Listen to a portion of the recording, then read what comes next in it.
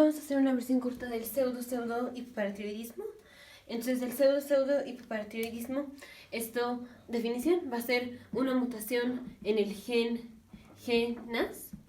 El gen GNAS es el gen que codifica para la subunidad alfa de una proteína GS asociada al receptor de la paratormona. Entonces, el gen GNAS codifica para esta subunidad alfa. Y cuando la subunidad alfa activa a la adenilatociclasa, es cuando los órganos responden a la paratormona. Y también necesitamos esta respuesta, la respuesta de que la subunidad alfa activa la adenilatociclasa para muchísimas otras cosas. Entonces, aquí estamos hablando de este gen, el gen que codifica para la subunidad alfa. O sea, tenemos aquí una célula, aquí está el núcleo, aquí está el DNA. Hay un pedacito específico que se llama gen GNAS. Y cuando se lee este gen, cuando llega la RNA polimerasa y lee este gen, se produce un RNA. Este RNA se va al citoplasma, es leído por los ribosomas y se produce la subunidad alfa de la proteína G. Ya las proteínas G lo vimos más específico en otros videos.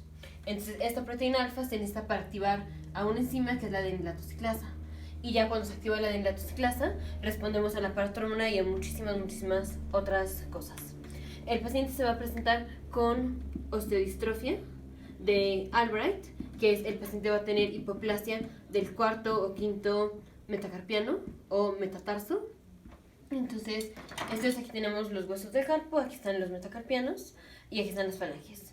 Entonces vamos a tener hipoplasia del cuarto y quinto metacarpianos, van a estar más cortos, y si están más cortos, los dedos van a estar más cortos. Eso es si tenemos hipoplasia de los metacarpianos, o puede ser lo mismo pero de los dedos de los pies. Entonces, en los pies, en lugar de ser metacarpianos, se llaman metatarsos. Entonces, hipoplasia del cuarto o quinto metatarsos va a dar el cuarto y el quinto dedo más cortos en el pie. El paciente va a tener obesidad.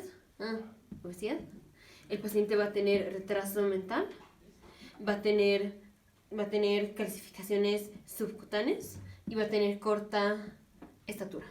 Así se va a presentar el paciente. El paciente no va a tener resistencia a la paratormona.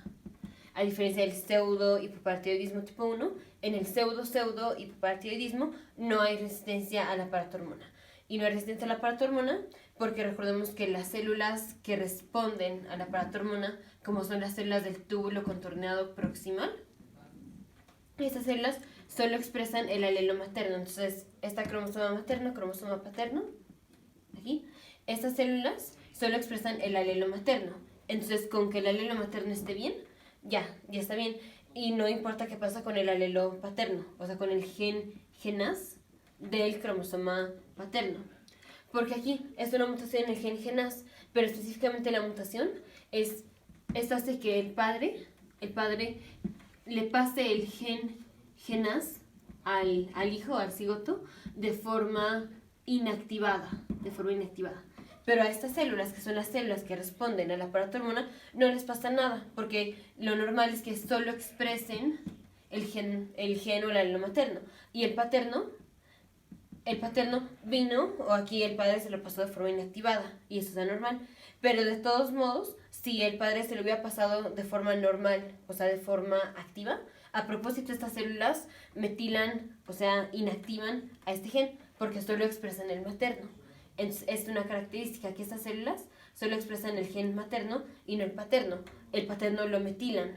Entonces, ya sea que el padre le pase el gen normal al cigoto, en las células del túbulo contorneado proximal el gen se va a metilar de todos modos. O si el padre lo pasa de forma metilada, o sea, de forma inactivada, que es la forma anormal, de todos modos estas células lo van a inactivar. Entonces a estas células no les pasa nada. Y esas son las células que determinan si va a haber resistencia a la paratormona o no, porque son las células que responden a la paratormona. Entonces no hay resistencia a la paratormona, pero hay otras células que expresan los dos alelos, el paterno y el materno. Si el alelo materno está bien, pero el alelo paterno está inactivado, entonces el paciente va a venir con un fenotipo específico, y el fenotipo específico es la osteodistrofia de Albright. Entonces hay unas células que son, la mayoría de las células, como son las células de la corteza de las glándulas suprarrenales, que se necesita que expresen los dos alelos para que funcionen bien. Aquí se expresa el materno, pero si el padre le pasó el gen inactivado al cigoto, entonces este gen ya no se puede expresar porque está inactivado y entonces el paciente va a venir con la osteodistrofia de Albright. Pero por el hecho de que hay células que expresan los dos alelos y cuando el padre pasa el inactivado ya solo pueden expresar uno, por eso el paciente viene con la osteodistrofia de Albright.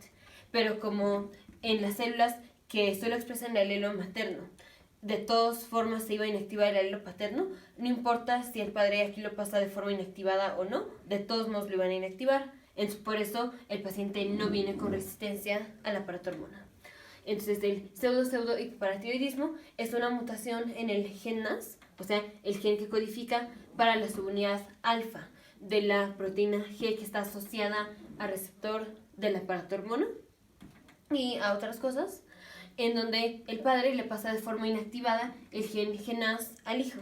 Y esto termina haciendo osteodistrofia de Albright, pero el paciente no tiene resistencia a la paratormona. Y si no tiene resistencia a la paratormona, los niveles de paratormona, calcio y fosfato van a estar normales. Nos vemos en el siguiente video, futuros médicos, científicos e ingenieros.